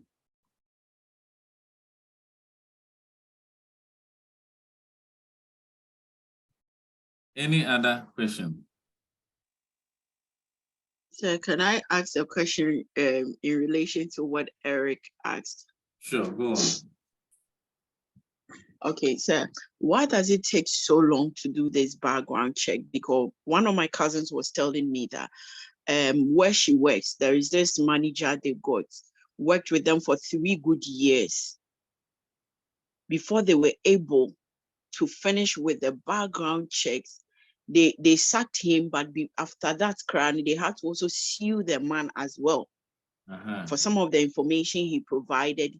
They called the institution. Some of them, they flew someone to one of the companies. He claimed he worked there, and the HR testified. But later, doing their information, 3 good years. So, say, is it that they hide things or how? Okay, so this one, it means the specific personnel in the HR department that was responsible for the background checking was very much slothful and sleeping on the job. The background checks should not last more than a month. It shouldn't last more than a month. Now, it is supposed to come to a completion before the person finishes serving his or her probationary period. But in practice, what happens is that so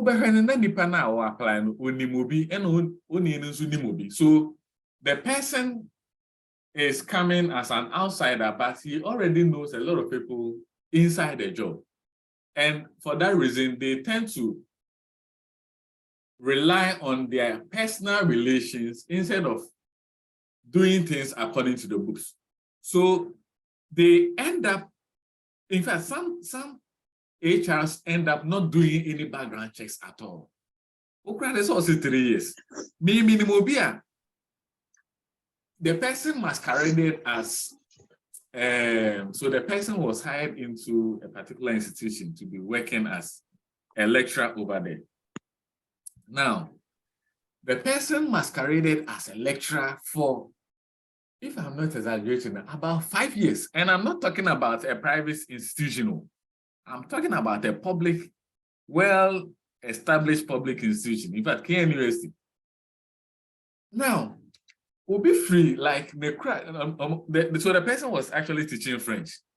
And he was able to speak French because he had stayed in Ivory Coast for, I think Ivory Coast or either Togo, one of these neighboring countries for a while. And so the person was able to articulate, express himself in French very well. So students also they were not able to detect it. And the funny thing is that the chromophobia as a admission. Na yes, and Mr. Juan never better French. Enti afe okotna class warrior I said unim guy I say ono ase no. After that no ne ko interact I can say na as soon as they were ha wo pede no say oh menya adwuma bi o ha me boze me na me kire so so no na ono no ko busa okoye background eyi kakra like of course start busa HOD senior na as soon as most more confirm for him na then when the person saw that alarm started blowing, Udane from the scene altogether. Now, it was his absence from the scene that drew the attention of the HOD.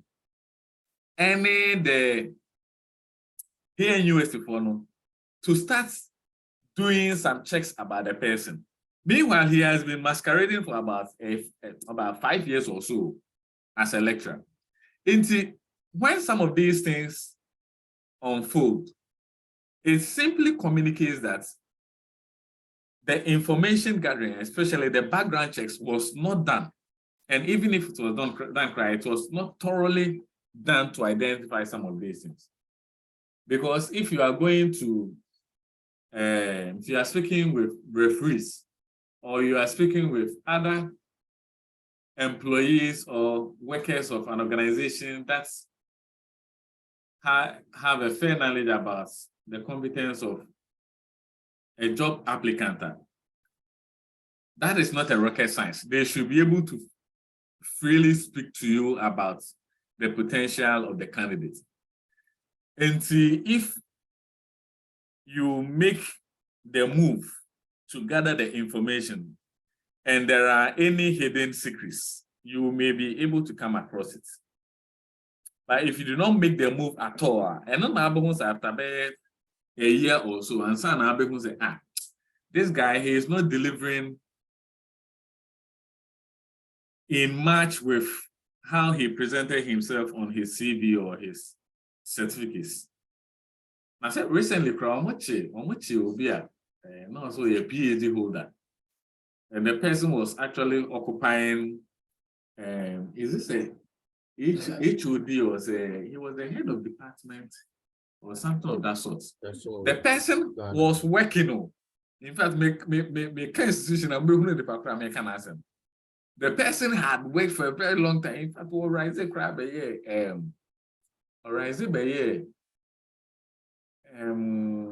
I think it's a convocation chair of that particular institution.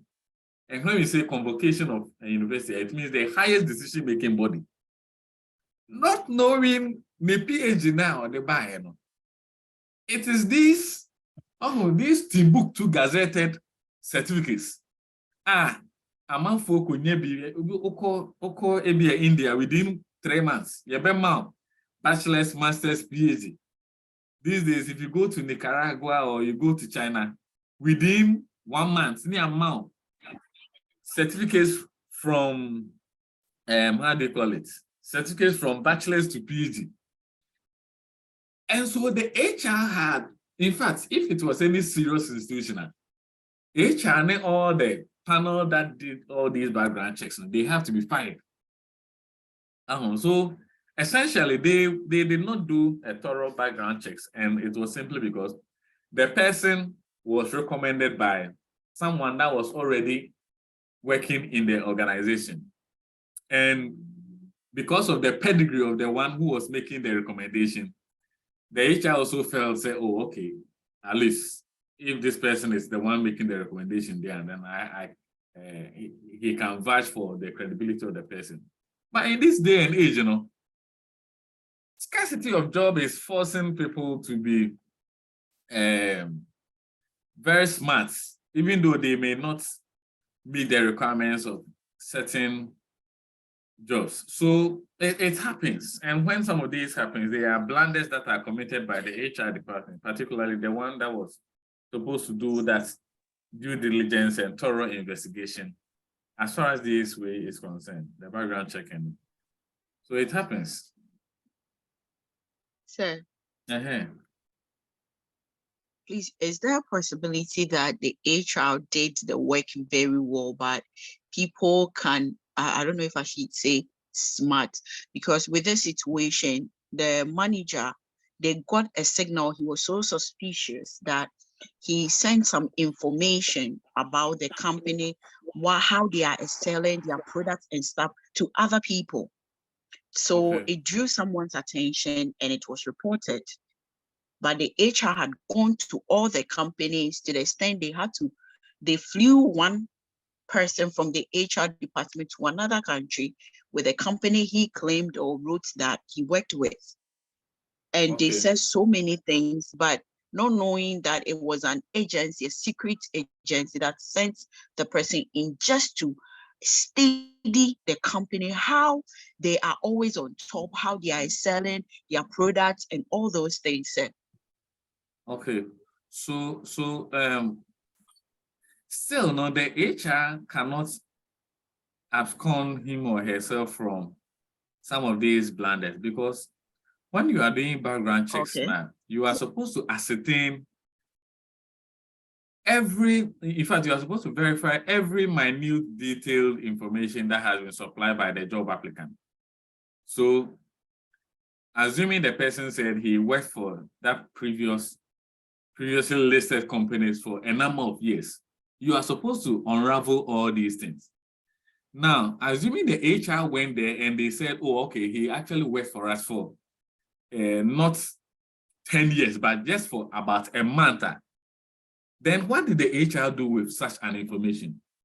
So when you are doing background checks now, you are not asking for any superficial information. There are specific things that has been specified by the job applicant, which you also want to ascertain and in order to get a cognitive map of the career trajectory, where the person is coming from and what they are bringing into your company. Into HR, when you go back, sometimes the person you are speaking to in the previous company may tell you, say, I know the person all right, but give me some time to put my thoughts together so that they can actually represent the information that you are expecting them to do. If all these things, the HR is not able to identify it, still now he is at fault somewhere. Unless we are talking about a situation where the job applicant is dealing with another firm which is fictitious. When I say fictitious, it means that the firm may actually not be existing in reality, but the firm was created out of their own figment of imagination.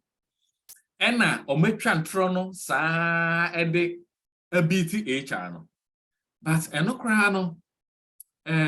anyway, in the Western world, some of these things are possible because they can have websites and they can have some demonstrations of their track record and all that. But all these things may be fictitious.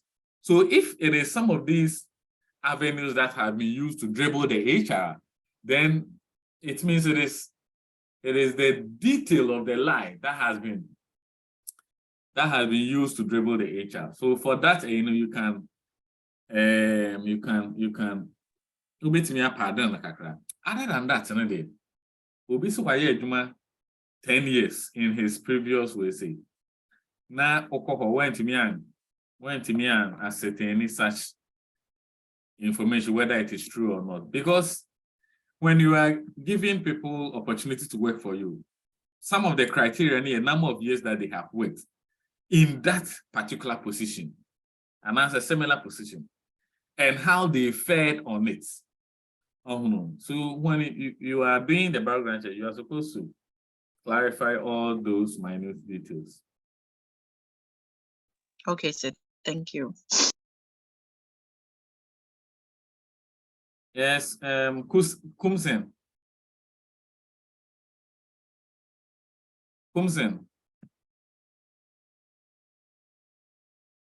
Hello, Kumsen.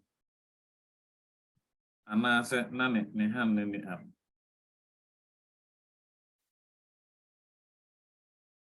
Are there any other questions?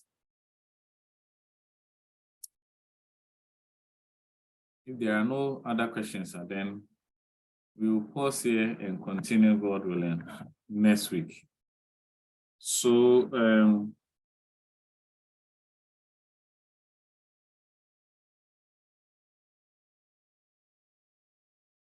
Christopher, remind me to give you some materials on the best fit and best practice approaches to HRM, okay? The best fit and best practice.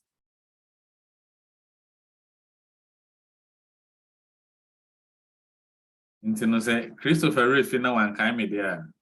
And then one.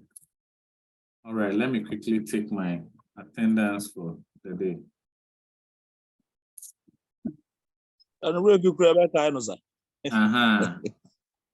Because it is something that you need not only for classroom, but for your own understanding of the field that you are specializing in. Yeah, hello.